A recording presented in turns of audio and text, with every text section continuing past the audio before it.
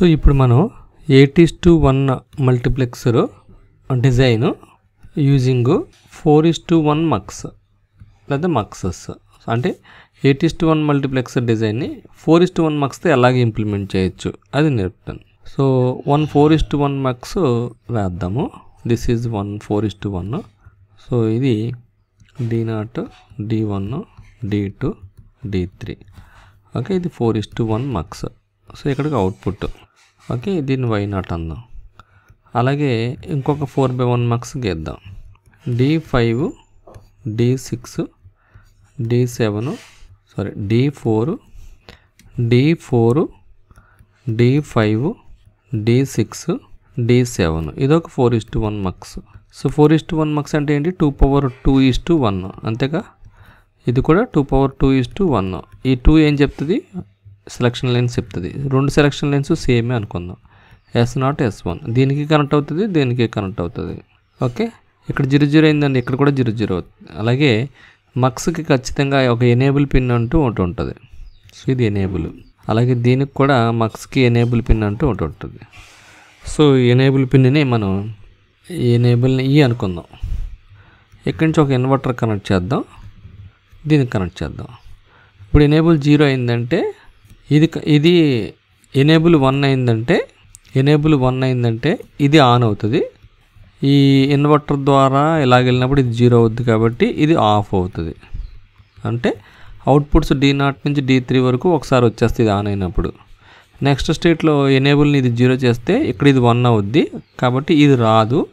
ఈ అవుట్పుట్లు వస్తాయి, D4 D5 D6 D7 వస్తాయి. ఆల్రెడీ వచ్చేసినాయి కాబట్టి నెక్స్ట్ ఇవి వస్తే మనకు సరిపోతాయి. సో ఆ విధంగా ఈ Y1 వస్తుంది.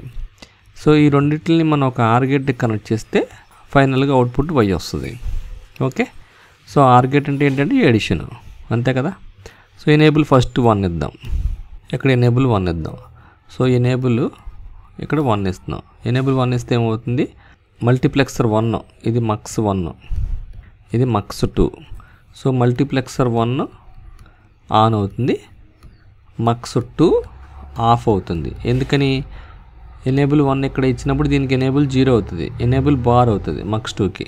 ఓకే, అలాగే ఎనేబుల్ 0 ఇస్తే మక్స్ 1 ఆఫ్ అవుతుంది, మక్స్ 2 ఆన్ అవుతుంది.